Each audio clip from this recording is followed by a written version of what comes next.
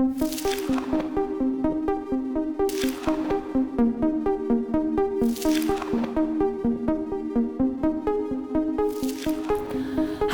and welcome to Care for Creatives Community Conversations. Care for Creatives is a partnership between George Washington University and the DC Creative Affairs Office. This program is focused on two things. One, providing the community with conversations about mental health and creatives. And two, offering pay-what-you-can therapy and mental health support services through the Community Counseling Services Center at the George Washington University Foggy Bottom campus. Today's guest is jazz musician and advocate Aaron Myers. Aaron, thank you so much for being here. Thank you for having me. I'm glad to be here. I'm so excited to get to know you a little better. Oh, wonderful. And I know you more in your position as an advocate for mental health and for communities around the DC area. But maybe we could start by you telling me a little bit about growing up in Texas and maybe how your upbringing influenced your jazz career. Well, I was raised in what is considered a sharecropping community. Okay. And so I grew up in a community called Goodloe, Texas. And at the time, the population was 312. It was outside of a larger community called Kearns, which the population at the time was like 1,700 people. Okay. And so it's like 60 miles south of Dallas and 14 miles east. And my family has been in that general area since around the 1850s. Wow. And so deep roots. Oh, absolutely. The very cotton fields and the churches that are down there, my family has been a member of and gone to for well over 100 years, in a sense. And so that's amazing. I was raised by a community, I can say a community, of people who really offered all they really could as far as how to support and give opportunities for a young musician. I was playing in the church at 3, 4, 5 years old, and any community function where art could be presented to help support what was happening, they gave me that platform. I had members of our community who would drive me to Dallas and Fort Worth so that I could either see or hear other artists or that they could see or hear me. There's a jazz musician by the name of Bobby Sparks that was first, I would say, brought a lot of notoriety and fame because he was the music director primarily with Kirk Franklin, who did gospel at the time. And his father was a jazz, I believe, trumpeter, Bobby Sparks Sr. And he had a candy red apple Cadillac. And he would come and pick me up and he would take me to Dallas to Bobby's house, his son's home. And he would show me the organs. They were Hammond organ dealers, really. And he would let me know that, there's something outside of Goodloe in that small town where you are, and music, things exist past there. And you have the ability to possibly take advantage of it. So I had a caring community around me. I'm very fortunate. I have, on both sides, my mother's side and my father's side, I have a loving family and a supportive family. And I don't take that for granted. Not everyone can say that. A lot of people create art out of their pain, from family pain and things of that nature. The source of my music and inspiration doesn't come from the pain of my family. It comes from the joy of my family, the love of my family. But as I've gotten older and as I've been able to see more of the world, it does pain me that my family members, some of the sweetest and most loving and caring people you could really find, just simply because of the times that they were born in and the geography of where they were placed, they didn't have a chance. They did not have a chance at a equitable, fair shot at what we call the American dream. And that the community I'm from, there's a large percentage who is at or below the poverty rate. My grandparents allowed their love for their family and for me to shield us from the severity of how poor or how difficult things really were. And they taught us gratitude in a different way, so that the focus would not be on what we did not have, but the gratitude for what we did have. But that gratitude does not make up for any excuse that this country has not equitably given people in those areas a fair shot and a fair chance, at the American dream. Absolutely. Yeah. I think I love what you're saying about gratitude and the fact that we can have that gratitude, but recognize that there's still inequities. Oh, yes. There's still problems that need to be solved. Yes. There's issues, and yet also be able to be grateful for the things that we did have. Oh, yes. Oh, yes. And yeah. I just left from down home, I would say, and my sister and I were talking as we were going back to the hotel in Dallas. Like, what more could we do just to help these loving people, people who are just genuinely happy to see you? I learned growing up how to sit on the porch without saying anything, to observe the flowers, the birds, and nature, and just to exist, And sometimes as you work, you don't get an opportunity to do that you're not as intentional about doing that as one should. That's something those old folks taught me about how to stop for a second, sit on the porch, and don't do anything. Just simply enjoy being there. I remember my grandmother would sometimes comment, she said, I had a great bath last night. Now that's something you don't you don't think of, and I didn't think of it until I realized it wasn't until I think around 1968 or 69 that she had running water inside. Wow, yeah. So those are special to her. Yeah. If we all are to think about this, I saw a comedian or an actor online mention this, just about 100 years ago or so, all the people we love and admire, none of them understood what it was like to enjoy a hot shower. Wow, that's insane. 100 years ago. Just think about that, 1924 or so. I know no one in my community growing up would have been able to have a toilet inside, more or less water inside plumbing. Just think about that for a moment. We have a lot.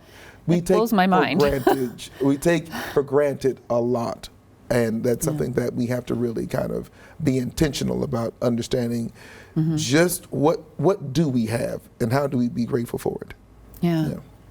I think I'm struck by a couple things. One is that this idea of learning from the generation before us how to slow down, how to find the pleasure in life, in small things, and that idea of sitting on the porch. I think that's one I'm going to carry with me and think about after we're done today. Yeah, there you go.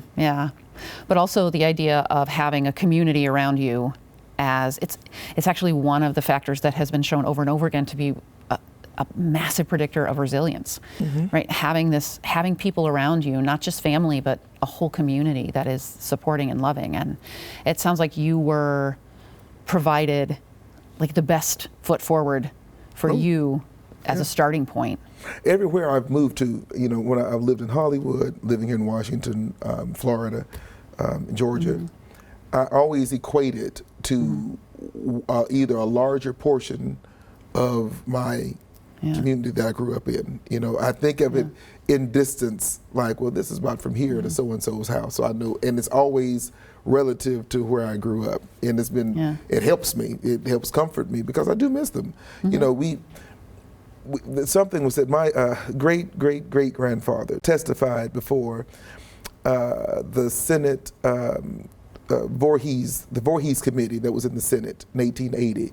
And it was the committee that examined why blacks were leaving the South and migrating up. It was the first migration that you saw. And then more so why he chose to stay. Now, he chose to stay in the area that he was in, mostly because he bought a great deal of land, and he was able to, with that land, work the land. His family, his children helped him work the land, and he and his neighbors, who were also black, put in their own money to bring in a teacher so they could educate their children, and do so without any type of segregation, or so they could get the best education in a sense. But when you think of the migration, which many of us, like myself, I had to do in order for me to reach my full potential in my artistry, I could not do it there. That was not going to happen. There were, at the time when I left, there was no YouTube, Hulu, any of those other things, iTunes or whatever. You had to leave. And when you leave, when you're in pursuit of your dreams, there's no such thing as something for nothing. You will sacrifice something. Yeah. And so what I sacrificed was proximity with people I love dearly, and time that you will never get back. Yeah. The only reason why I've been able to do what I've done in my career and stand the times and moments where I missed my family or what have you is because we made an agreement. They too also believed in my artistry. And they knew that I could not reach the fullest of my potential there either. Yeah. And so they believed so much in what I did that they agreed to allow me to go away and not spend that time with them Yeah. that we know we can't get back. The moments that you will never be able to get back. So I'm blessed, I would say, to know that I've been able to do what I've been able to do because I've had people who believed in me enough that they would let me go. Yeah. Well, that's a powerful statement. Yeah. I love that. Believed in you enough to let you go. I would guess too that, and I'm curious what then brought you to DC ultimately, but I'm sure that you also carry them with you. Oh. And they're part of you. I have my great-grandfather's, my great-grandfather, he passed away in 1931. But that's my keys. I think I have, if I'm not mistaken, his pocket. There we go. There it is. Have his pocket watch. Oh wow. 1931. It's nothing expensive or anything, but he died in 31, and this has been kept in our family, and I keep it with me when I go different places. You know, that kind of thing. You know. That is extremely cool. Yeah, you know. I love having stuff like right with you. It's a direct connection. It's your roots are there in your pocket. Absolutely. You have to carry them with you. Your ancestors with you wherever you go. Years ago, when I was in Hollywood, I was very self-conscious. I had done a audition, a voiceover audition for a video game. It was with some basketball players. Okay. And the director, I read through the script, and the director was like, "Well, can you sound a little bit more black, a different type of black?" I said, "Excuse me, you're looking at blackness in front of you, friend." You know, he said, "Well, you just sound so Southern." I mean, I'm like, "Well, I hate to just to inform you, just on a quick bit of history. There have been a lot of black people in the South. You know, there was a whole war fought about it. You know, and a lot of black people remain there, and we all do not sound like possibly urban." Dialects or what have you that are influenced by the integration of several different cultures coming together and people being influenced by different accents from different other places, right? In the South, it's not as diverse when it comes to that. And so I decided at the time I was going to take elocution classes, and I was prepared to go to one. And I met a woman. Her name was Carol Brewster. She was a contract player. Rose from the old contract days. Okay. Still would carry her headshots with her in her. Oh, wow. You never knew what was going to happen.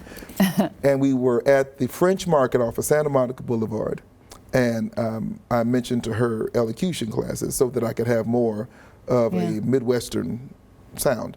She said, I want to ask you something. She said, you think of James Earl Jones, Sidney Poitier, Denzel Washington, Morgan Freeman. She said, what do they all have in common? I said, well, they're black men. She said, no. Before they got to Hollywood, their voices were unique.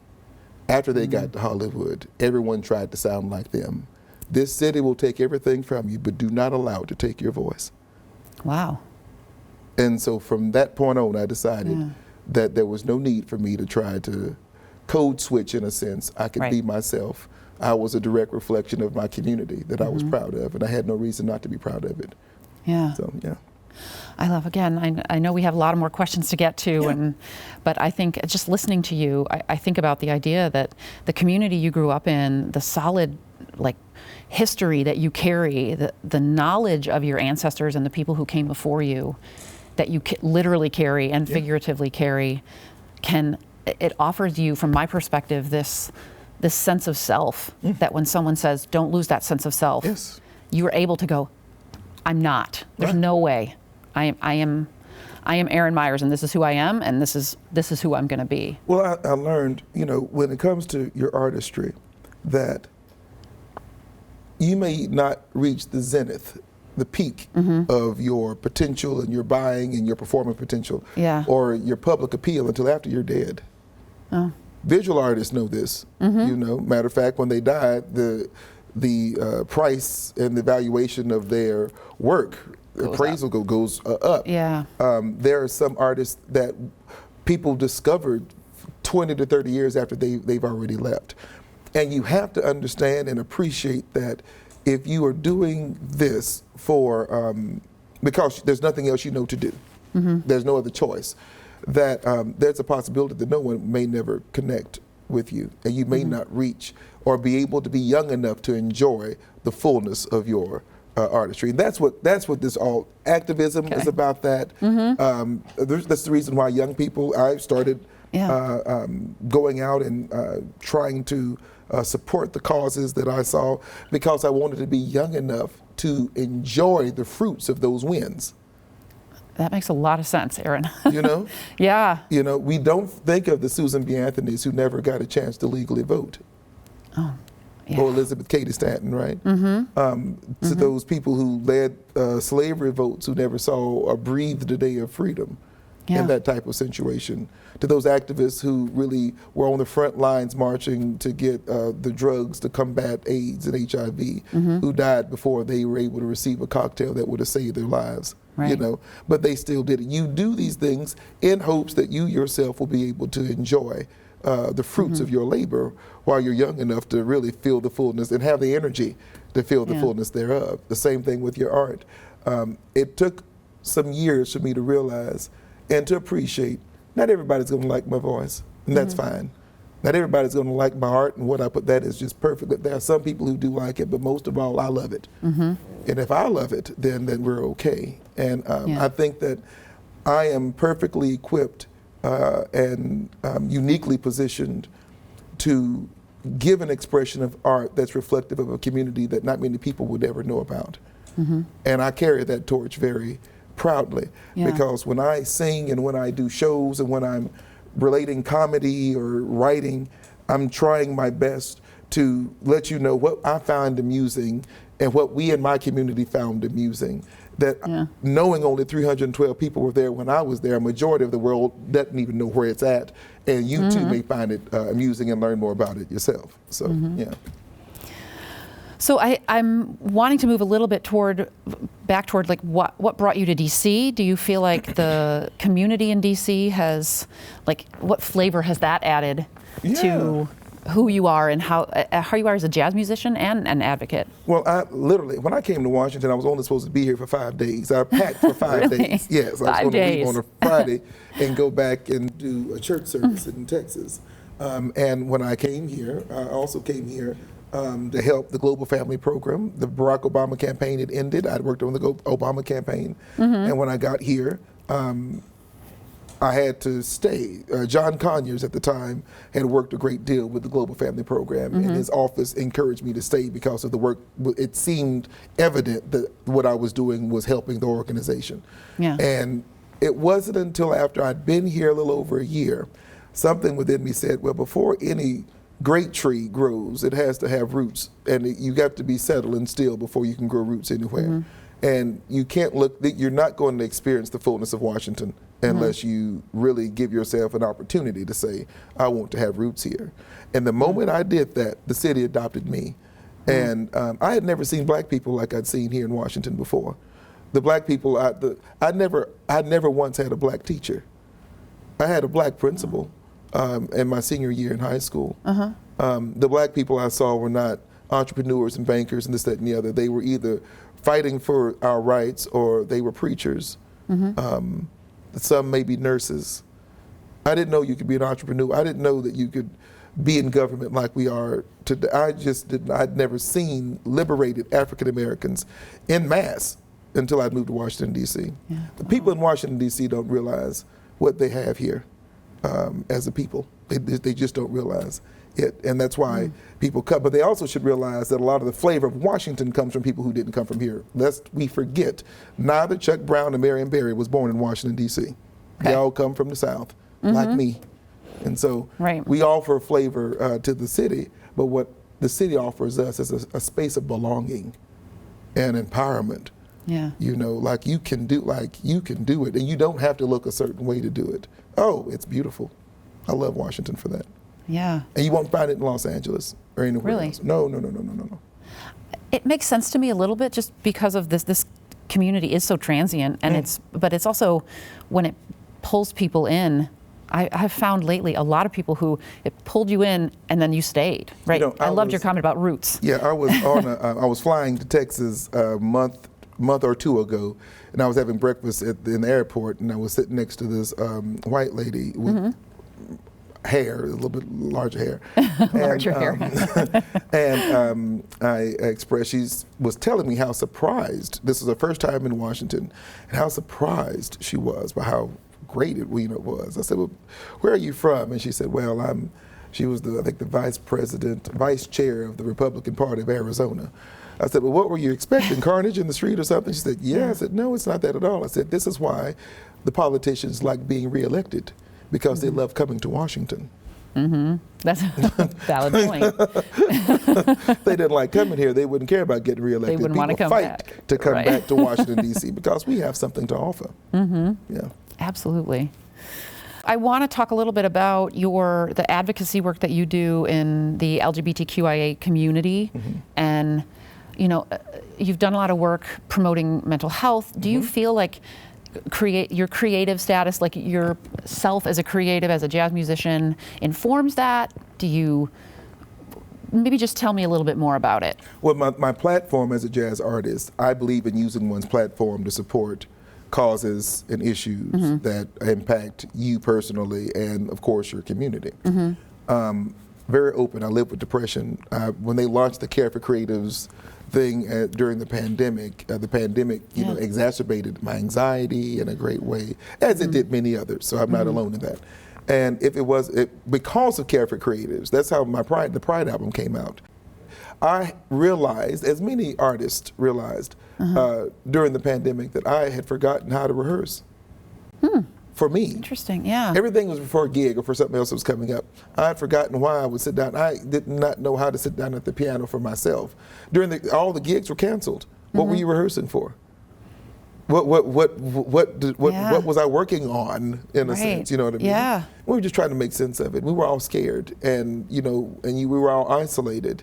And as an artist, we live off of that interchange of energy that comes from audience on stage. Yeah, being able to channel that and to be able to harness it, it's something that you grow used to and you live off of and you thrive because of it. Yeah. That was gone. And so I was glad this program was created because I took advantage of it. And because of it, I was able to channel some things and able to create the Pride album that went on to do well, quite well actually, I should say. And so I think things of this nature are important, but as an artist, I've championed LGBTQIA rights because I was frightened. The marriage equality happened in 2010 or what have you. I think 10 or 11 or something of that nature. Yeah, and I can tell you now it wasn't easy. It's not easy to wake up and knowing that just because someone may not agree with how you choose to love and this, that, and the other, that your life could be in danger. Yeah. That's still a reality, and we have people who want to run for office and their teams that would come and that would exacerbate that particularly. It's also difficult to know that if one is earnest and honest about living with depression and or anxiety, that they may not be taken seriously in the workplace or their ideas or concerns may not be taken as seriously because they've been honest about that. And these are things we need to normalize, these things, and I want to use my platform to do so. Yeah, I've both of those two things. I feel that deeply. As a mental health professional, absolutely. One of the points of this program is to just make it more okay for people to know that depression, anxiety, all of these things are part of the human experience. And I think sometimes we put this illness label on it when it's their community issues in the community, and it makes sense that we're experiencing it, right? COVID, discrimination, all of that. So I appreciate you saying all of that. Oh yeah, yeah. I think it's important. Being black, just in general, the the microaggressions that we are sometimes labeled as angry or combative or this, that, and the other, when one should be angry and combative and not happy, pleased, or settled when these types of things happen. And we all have moments when you hit your grace period, your grace is gone for it. And some days you can't really take it, in a sense. And that is not a mental health issue. You know what I mean? And sometimes those things are conflated. And so when you're told that you should not feel, you should be able to make it, you should be able to do this, that, and the other, and people do not consider that obvious challenge that you have that still exists in the country. It makes you feel like you've lost your mind. Yeah, absolutely. And that should be addressed, in a sense. It should. I literally was just having a conversation with my class about that. Sometimes we talk about anger as this uncomfortable emotion that maybe we should be trying to manage, right? No, it's healthy. Right, exactly. Well, maybe we need to let it in a little bit more. Yes, maybe we need to be okay being angry and using it for what it's there for, which is to motivate us to make change. It's the whole point of anger. Absolutely. It's directing us. There's a problem here, and we need to deal with it. Right. Yeah. So righteous anger. Absolutely. And just anger. It's okay to be angry and not happy about certain things. I was angry going back to Texas and realizing that there are members of my community that, because of where they are, and they're helpless and powerless to be able to reach the fullness of their potentials. That makes me angry, and I'm not happy about that, you know. Yeah. But I'm grateful to know that they've not given up, because you can't give up with the challenges, you know. Yeah. Yes, I'm black and I'm in the queer community and I live with anxiety, but I can't give up, for heaven's sake. That what would be the point of that, you know? A lot of times, I think Diane Carroll mentioned that this is not a dress rehearsal, and sometimes we live life as if it was. You only get one time through that we know of. Yeah.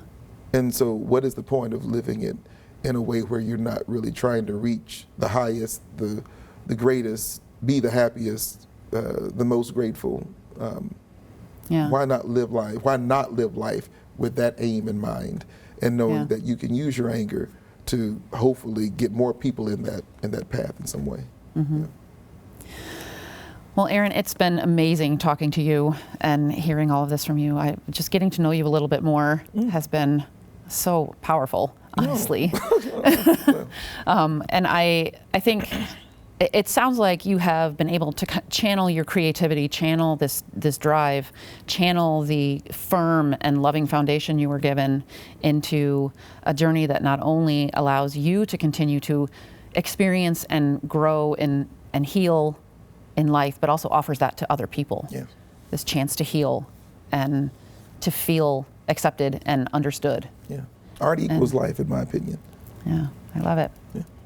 So can you tell me a little bit about maybe what's coming up for you? Well, I know I've just completed I did complete a live recording in Blues Alley, which was great. Okay. Had the Eric Bird Trio and Brent Burkhead with me. Grammy season is coming up, so people are submitting for the Grammys, and October and November are big times when people are trying to see what are the possibilities, you know, and hopefully I'm in a position now where we as a city can support more artists and creatives who may be submitting for the Grammys in a way. So people should look out for that to see how the city starts to support creatives in that particular way. So the creatives know that the city does appreciate that they're based in Washington. There's no such thing as a local musician. We're Washington, D.C. based, you know, musicians. Our art is global. You know what I mean? So our art is not local. It doesn't stop at the doesn't stop at the boundary. No, not at all. You know?